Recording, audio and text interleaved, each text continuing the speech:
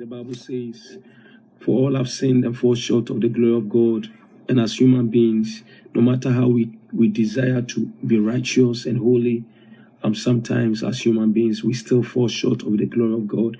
But the Bible says that if we confess our sins, He is faithful and just to forgive us and to cleanse us from all, not some, all our unrighteousness. If we confess our sins, He is faithful. He is faithful.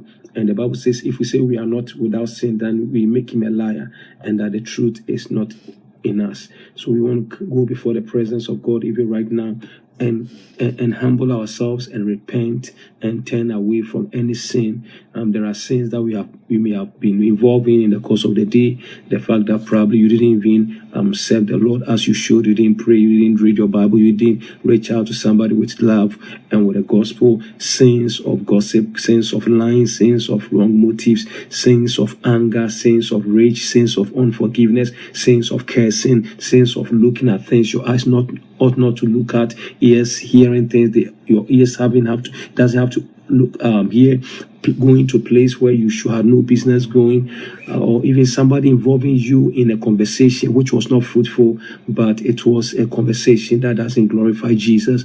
We sin in different ways, sins of omission, we have omitted things we are supposed to do which we didn't do, things of commission, things God told us to do, but we are procrastinating, we are not doing it as we at the time God is expecting us to do it. So we are human beings, we sin in different ways, but the Bible says that if we can come to God and say, Lord, I'm sorry and I repent. Lord, forgive me. Lord, forgive me. Forgiving, the Bible says a man or woman may think whatever he does is right, but God judges his motives. Sometimes your motives behind the things you do are not right, and you want the Lord to cleanse you and purify you. And the Bible says time is coming and the time is now, and the true worshippers of Jesus will worship Him in truth and in spirit. In truth and in spirit. A place whereby you don't have any bitterness, anger, rage, unforgiveness, hate towards anybody. A place whereby, God, your hands are clean from all ungodliness. You are doing your best to live for Christ, to the point that some people you don't even want to mingle with them because you know that they are going to stain you. They are going to cause you to do things which will displease God, and therefore you don't even involve in the first place the conversation with them. There are people you deliberately cut them off your life because you know that the place they are taking you, they are helping you to backslide and turn away from Jesus. These are all things we have to say, we have to do to just keep ourselves on the narrow path. But some of us are too complacent with even sinners, and every day, and that's what the psalmist says in Psalms 1. You see, the one who wants to be righteous, there is steps that you must take. And if you don't take those steps, and when you are serious about taking that steps, people may think that you don't like people. People will conclude in saying that you are not sociable, you are not friendly, you don't like people. Not that, but you realize that I just don't want to be part of your clique or your group or your discussion or the things you say. I just don't want to be contaminated. I've been there, I've done it, I've seen it all, but now I want to come out and I want to serve my God and serve Him well. Look at what the psalmist says in Psalms 1. Blessed is the man or woman who walk not in the counsel of the ungodly. Walk, so you don't even walk with them. You don't walk with them. You deliberately, we are going to the mall. I'll go by myself, because I don't want to be found among you, because I know what you'll be talking about. I know the comments you'll be passing. I know the things you'll be bringing up during the conversation, things you may make me gossip about. So I'm not coming. I'm sorry. You can go, but I'll go somewhere else, or I'll do it my own way. Blessed is the man. So if you want to be blessed, you can't tell me that you want to be blessed and yes, you walk with these people who you know very well that they live in sin, they do it. You are around them and they are cursing 24/7. You are around them and they are cursing. They are everywhere that comes from your mouth. Curse. And you want to be blessed. And you feel comfortable being around them. No, you are not serious yet. You are not serious. Blessed is the man who walk not in the counsel of the ungodly, nor stand in the path of the sinners. You don't stand with them. When they stand together talking, you excuse yourself. They'll say you are not sociable. They'll say you are not nice. Yes, I want to be blessed, so I'm taking steps towards my blessing. You can say whatever you want to. Nor sit in the seat of the scornful. I will not sit in your midst and hear all the filthy things you say, all the cursing words you say, all the negative passing comment, all the negative things, stories you bring out. I don't want to be part of you. I don't want to sit in your midst. I don't want to stand, and I don't want to walk with you. I want to be holy, and I want to serve my God, and I want to be clean. I want to be blessed. But people think that you don't like people. Let them say what they want to say. But his delight is in the law of the Lord. Now my delight is in the law of the Lord, and in the law he meditates day and night. Day and night. The question is that, did you read your Bible? Did I read my Bible in the morning? And as you're about to sleep, have you read your Bible? In the course of the day, did you read your Bible? Oh no, I haven't done it. I've been too busy. And so that's why you're too busy for blessing. You are too busy, so you are also too busy for blessing. The Bible says that the one who wants blessing shall meditate on the word of God day and night. In the morning, you have escaped it, so you have missed your morning blessing. In the afternoon, you skip it, you have missed your afternoon blessing. In the evening, you are skipping it, you have missed your evening blessing. So you went through the day without the blessing. So that's why we are all struggling, because we don't do the secret of the blessing. The Bible says that he shall be like a tree. You shall be what? Like a tree. Not an ordinary tree, not an unfruitful tree, but a tree planted by the rivers of water. And tree needs water to survive. As long as you provide a tree with water, it will flourish, it will do well, it will blossom. They're planted by the streams of water, the rivers of water that spring forth its fruit in season. In your season, and in your season now, you will break forth with your testimony in the name of Jesus. Who lives also never withers. Who lives never withers, meaning you are evergreen. Throughout the year, you are evergreen. Throughout the year, you are fruitful. Throughout the year, you are producing. Throughout the year, you have testimony, all around testimony. Unlike this season whereby the trees are beginning to be dry and wither out and the leaves are falling and becoming, because we are entering into fall and winter. But you, because you are planted, because of the deliberate decisions you are taking towards being blessed, please, blessing doesn't come cheap. Blessing is not a cheap talk. It is discipline. It is decisions. It is determinations. And it is sacrifice. But some of us, oh no, but I don't want them to feel like I want to please them. I want to please them. You've been pleasing people, that's why you have missed your blessing. You have been pleasing people, that you are missing your season of visitation, because we still sit in their midst, stand in their midst, and we still what? Walk with them. We walk with sinners. And precious ones, sometimes it can be even your closest family members. But when they sit together, you know what they are going to bring out. When they are walking, you know what they'll be talking about. And when they are standing, you know what they talk about. And you know that, you know what? This is my history. And now I'm cutting myself. I'm disconnecting myself. I want the blessing now. And therefore, your delight now must be in the word. You must want to be around Christians and believers who praise the Lord, who teach you the word and know the precepts and the commandment of God, that you may start obeying the word of the Lord to bring the blessing. Blessing doesn't just come. Blessing only comes when we are in obedience to the principles and the precepts and the commandments and the ordinances and the statutes of Jehovah. Blessing doesn't just come. Blessing is not automatic. Blessing is a deliberate decision on your side to discipline yourself to obey God. Otherwise, you'll be waiting and screaming and you'll get no blessing. You must obey the word. You must obey the Lord. Jesus says, if you love me, you obey my commandment. His lips also shall not wither, and whosoever he does, he shall prosper.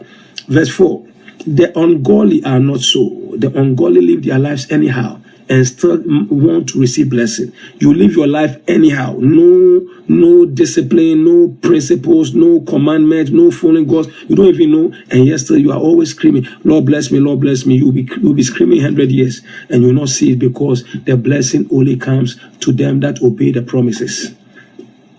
The ungodly are not so, but they are like the chaff which the wind drives away. Therefore the ungodly shall not stand in judgment, nor sinners in the congregation of the righteous. Sinners in the congregation of the righteous. For the Lord knows the ways of the righteous. For the Lord knows the ways of the righteous. Whatever you are doing, whatever I'm doing, God is watching.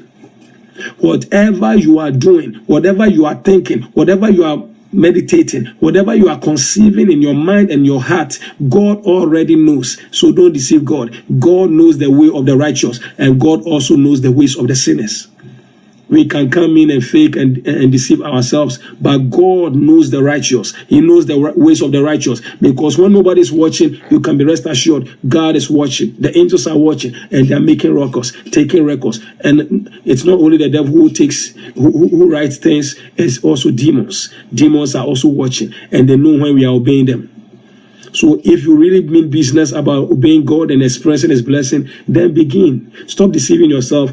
I should stop deceiving myself. Let's begin to take the necessary actions that will attract the blessing, because we are shying away from anything sin. Sometimes it's not about we trying to say we don't like this person. No. It is you trying to save yourself. I'm trying to save my soul. I'm trying to get to heaven. I'm trying to make it to heaven. I'm trying to run away from evil altars. And therefore, I can't be in this congregation of sinners. Yes, I know that at work, lunchtime, we all sit together and we all eat. Fine. But if we eat together and you'll be bringing about topics and discussions that is contaminating and polluting and defiling my spirit, then I'm sorry. I will look for a place and have my own lunch, eat by myself, and after that, read a scripture, meditate on it, and even use it during this fasting. If we are fasting, then lunchtime, it is your time. Lunchtime is 15 minutes or 30 minutes. You use it to go through your 5 prayer requests. By the time you come back, your spirit man is excited because you have lifted and cast your burdens at the feet of Jesus. And you know that God is dealing with these 5 things that you want him to do before the year comes to an end. And so there are some people I will not pick their phone call or call them, because by the time we finish talking, they will bring somebody's problem up for me to talk, and they will involve me in gossip. I'm not a gossiper, but they will, because they are gossipers, and gossip is between the gossiper who is talking and the listener, the one who is saying it and the one listening to it. And because I don't want to be part of your sin, if you call me, I'll not pick the phone, because I know that for the many years I've known you, every time we talk, we will end by gossiping about somebody. How can I use my mouth to gossip about somebody and use the same mouth to say die by fire and use the same mouth to say God bless me? It will not fly. It will not stand. It will not work out. So because I want to save myself and I want to obey God and I want to see his glory, because I don't want to waste my life anymore. If you call me, I'll not pick it, and I will not also call you, because I know who you are and where you are taking me. You are not helping me spiritually. These are all decisions. I'll cut you off.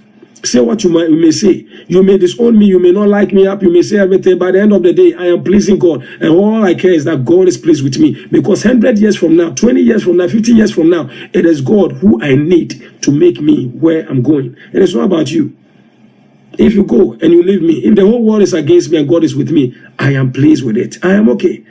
I am okay if God is with me and the whole world is against me. But I am not okay if the whole world is clapping and the whole world is hailing me and the whole world is on my side, but God has deserted me and forsaken me. Then I don't have any future.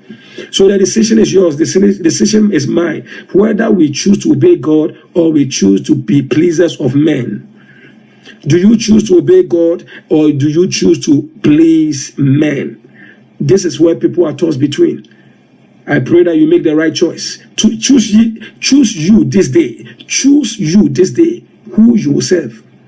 Would you keep on pleasing people around you so that you feel okay because you want their acceptance, you want their confirmation and affirmation, you want their approval? Keep on pleasing them, but don't be expecting heaven to be smiling on you, and don't be expecting divine favors and opportunity and divine interventions, because you choose daily who you will serve. You choose every day. Every day is a choice. Life is full of choices, and I pray that today you will start making the right choices, to not stand in their midst, not sit in their midst, and will not walk with them. But if you need to cut them off and make a stand and say, I choose to fly, I choose to walk, I choose to sit, I choose to stand with Jesus. If he's with me, that is okay. Amen. For the Lord knows the ways of the righteous. You can't deceive God. You are deceiving yourself. You can deceive everybody and even deceive yourself. But the Bible says that we are transparent before him. Even the things that we think about, the thing that we conceive in our heart, he knows it all. He knows what you are yet planning to do in 20 years from now. He knows it all. So you can't deceive the Most High God. we have to be true to ourselves and say, Lord, enough is of hypocrisy Christianity. I want to see your glory. I want to make heaven. I want to be rapture ready. I am ready for the soon return of Jesus. For the Lord knows the ways of the righteous. How can you be righteous? You can't do it by your own strength. It's only God who gives us. I love it when David says that he leads me in the path of righteousness. Join me on Tuesdays and Fridays for prayers. Tuesdays is 10 p.m. Eastern Time. Fridays is 11 p.m. Eastern Time. You will get the information on our website, www.freshfireprayer.com. www.freshfireprayer.com. Tuesdays 10 p.m. Eastern Time. Fridays 7 p.m. Eastern Time. The number to call is 563-999-3626. And also you will get the deliverance books on our website.